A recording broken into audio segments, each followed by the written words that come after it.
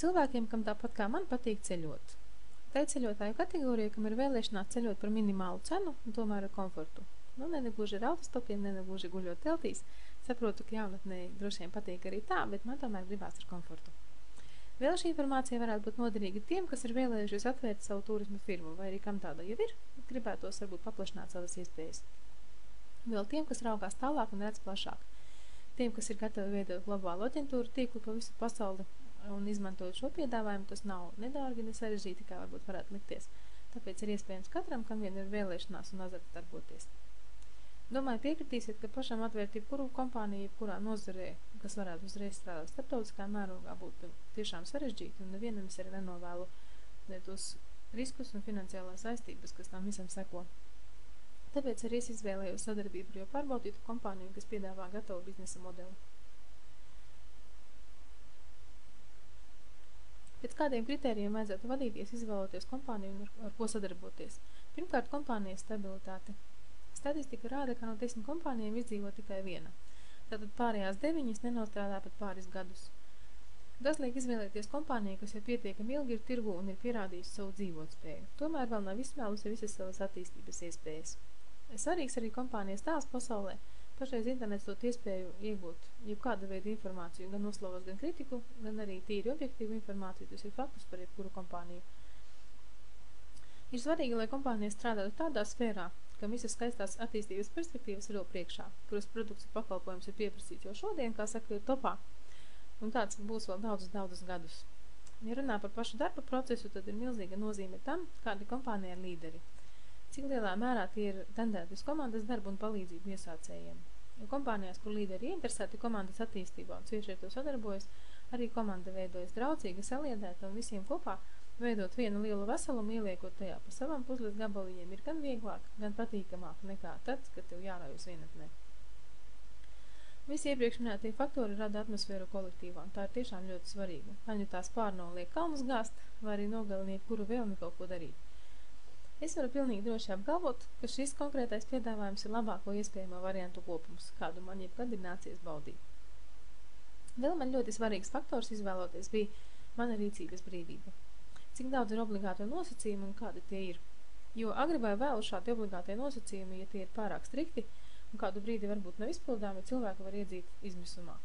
Pie tam, jebkuri kategoriska rakstura nosacījumi ir pretrunā neatkarīga biznesa pamatprincipu – saglabāt cilvēku izvēles un rīcības brīvību.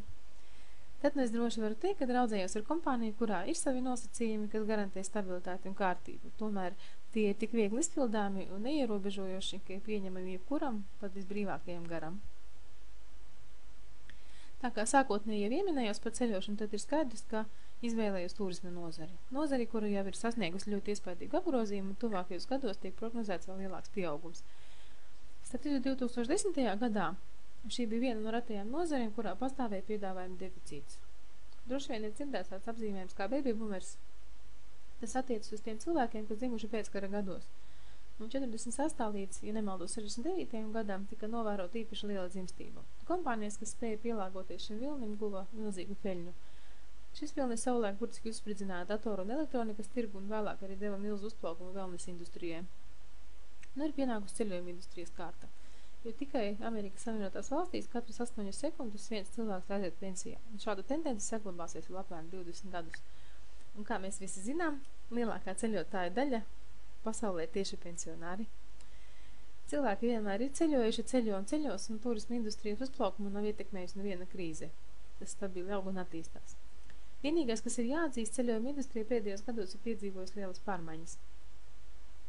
Arvien vairāk ceļotāju atsakās no turisma kompāniju pakalpojumiem un paši iepērkas internetā. Tas ir iespējams pateicoties interneta attīstībai, un šobrīd galvenās ieguvējas ir tās kompānijas, kas spējušas pielāgoties un atrodamas internetā. Nevelti biznesa aprindās pašreiz pastāv teiciens, ka ja tevis nav internetā, tad tevis nav vispār. Man bija ļoti svarīgi, lai kompānija, ar ko es sadarbojos, dotu man iespēju strādāt internetā, lai tā būtu pielāgojusies internetam tik lielā mērā, lai būtu iespēja darbošanos maksimāli vienkāršot, iztiekot varbūt pat bez manas klātbūtnes, tātad pilnīgi automatizējot. Ja runā par ceļojumiem, 70% no visiem ceļojumiem tiek nopirkti tieši internetā, un 37% no visiem pirkumiem internetā ir tieši ceļojumi.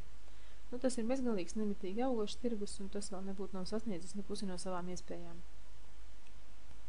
Tagad par kompāniju, kas dod šīs neierobežotās iespējas ceļot, attīstīties, pelnīt, valdīt dzīvi, galu galā, kas varbūt patīkamākā saņemt naudu par atpūtu. Kompānija GT Trends, Global Travel Trends, dibināta 2001. Gada februārī, tātad pārkāpus jau pat 11 gadu slieksni. Un ASV tā ir spēcīgāko tūroperatoru četrniekā. 2005. gadā sākusi strādāt internetā, pašreiz strādā pie tā, lai sāktos intensīva darbība gan ceļošana, gan naudas pelnīšana arī mūsu kontinentā. Šogad izskatās, ka jau tuvākos mēnešos tiks atvērts Krievijas un NVS valstu tirgus. Tā kā Baltijas valstis kā atsevišķi tirgus nevienam nav īpaši interesants, jo mums tik maz iedzīvotāji, tad arī mēs būsim turpat klāt tā paša tirgus ietvaros.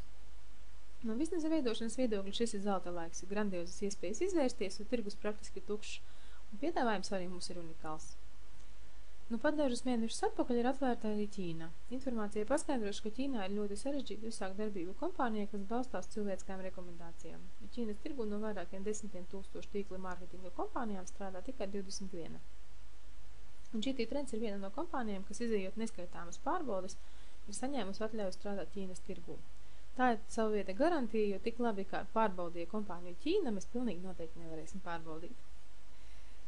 Tātad tagad tās ir gan partneru meklēšanas iespējas Ķīnā, gan ir iespējas pavisam tuvā nākotnē ceļot vēl lētāk. Jo vairāk mūsu būs, jo lētāk varēsim ceļot, jo tie paši lidojumi ir lētāki tad, ja lido liels cilvēku daudzums no vienas kompānijas. Uz dotu brīdi kompānija ir apmēram 4 miljoni klientu. Un ko tad īsti kompānija mums piedāvā?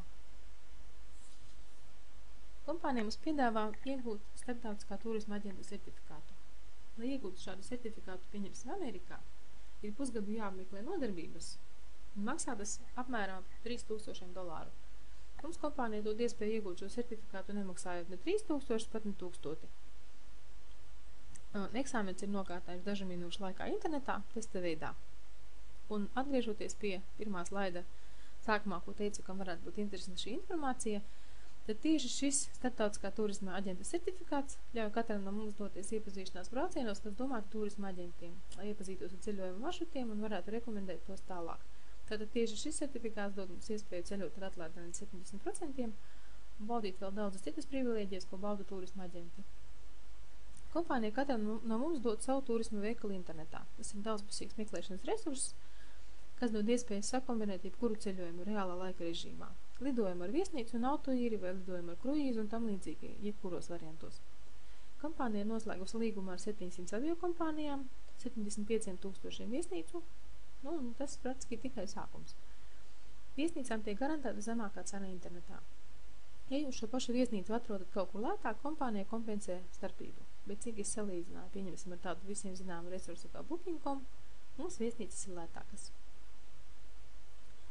Tātad katrs, kam ir šis certifikāts, var izmantot šo veikalu un pārdot ceļojumus gan uz zemes, gan internetā, nopelnot komisijas vidēji 10% apmērā.